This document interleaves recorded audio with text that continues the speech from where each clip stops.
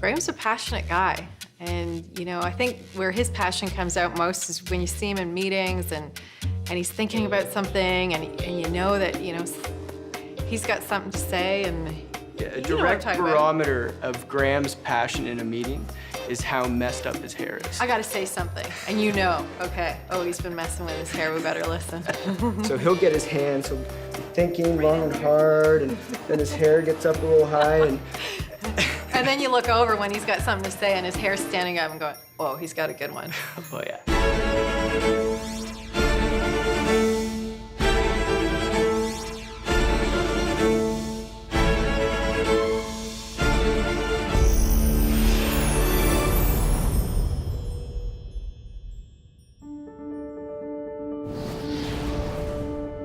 My father came from a humble Glasgow background. Basically scholarshiped his way out of a Glasgow flat to university. And at university, he's drafted into the Officer Corps for the Second World War.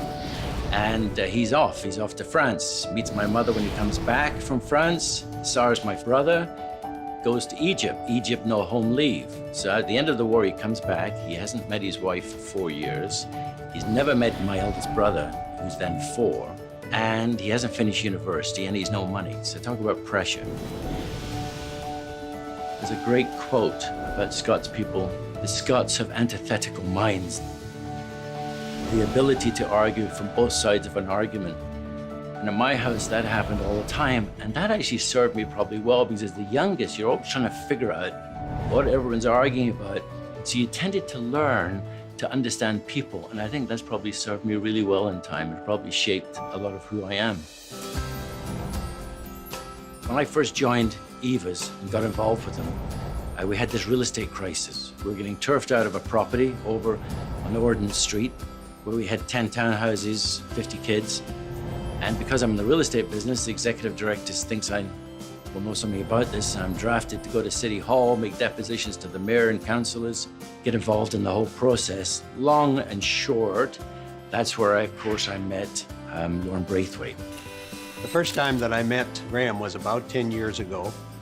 He was fun to work with. He had these sneaky, positive mannerisms that left an impression on me.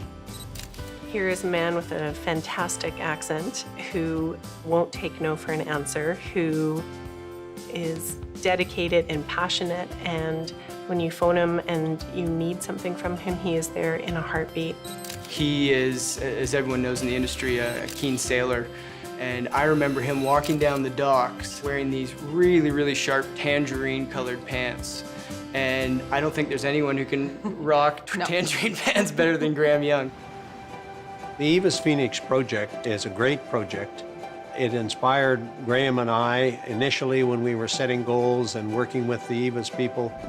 We wanted to make sure that we had done our homework and that we set our goal where it should be in terms of providing a first-class, world-class facility that we all would be very proud of.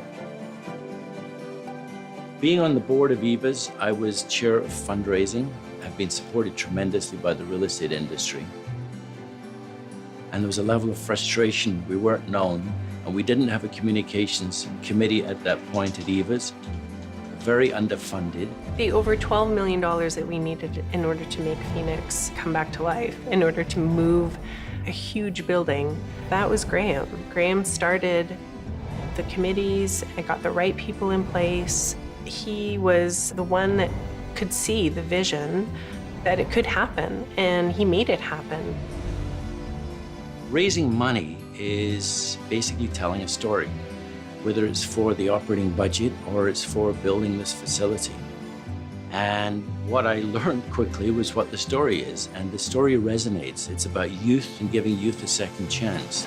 If they're on the street for 3 years or more, the chances of bringing them back are very limited and very hard.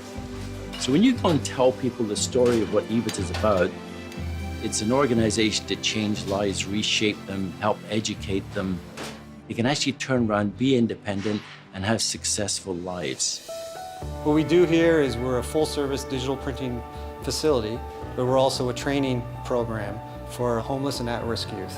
We train the students in how to use basic graphic design tools like Adobe InDesign, Photoshop. They practice their design skills and also learn about the process of print. So then after they're done that, they actually come into a real work environment. In this real work environment, they work on real jobs. It's real jobs that are out there and sold to the public. We have a real impact on the youth that go through our program. Obviously, stable housing is the #1 concern of youth to get out of the cycle of homelessness. And yet, in order to sustain stable housing, you have to sustain stable employment. And without employment, you can't have the housing long-term. Without the education and the training, you can't have that support as well. That's the real impact I think that we make on the youth, is we get them down the right path and we work with them for that placement sort of opportunities afterwards. Eva's world has actually changed, not because of me, but because of the real estate industry taking a keen interest in what they're doing and really understanding the value of what they're spending their money on. He rolls up his sleeves, he gets involved, and he does what needs to be done. If it's about getting creative in order to support the organization and to address issues that need to be addressed for homeless youth, that's what he does. You can't say no to Graeme. He epitomizes professionalism. He's got a long list of very loyal clientele in this marketplace and across the country. After each time we made a deal, we concluded a deal, our relationship was stronger. He's on the board, he's on the executive committee, he's on the communications committee, he's on the resource development committee, the capital campaign committee. He exhibits the person that we so need in today's time. Early in your career, there's a lot of competing time constraints. You're trying to get your career going, you may have a family, you've got other interests, but you'll find by doing it, it's very rewarding. You meet really interesting people. And whatever your daytime job is, it will really serve you well. I can't think of anyone else in the brokerage community who puts more time and energy and who's more committed to community service. This isn't just about money and donations. This is about what it does for us being a part of this organization. And he's given us a chance to be part of this too.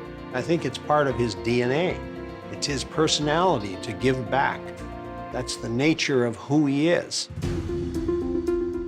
Graeme, congratulations on this award. It is most deserving. There's no one else who wears tangerine pants better than you. Congratulations on winning the Community Service Award. And for inspiring so many of us here tonight to be involved in EVAs and committed to do half of what you've done for this organization. There's no one that's more passionate or more of an advocate for both the EVAs and the construction program here. It's your dedication, your generosity, and your commitment. Thanks to the industry for all your support. Thank you, NAIOP, for opening up this chapter in my life and for now recognizing me for the work I've done and what that'll mean for the youth of EVAs.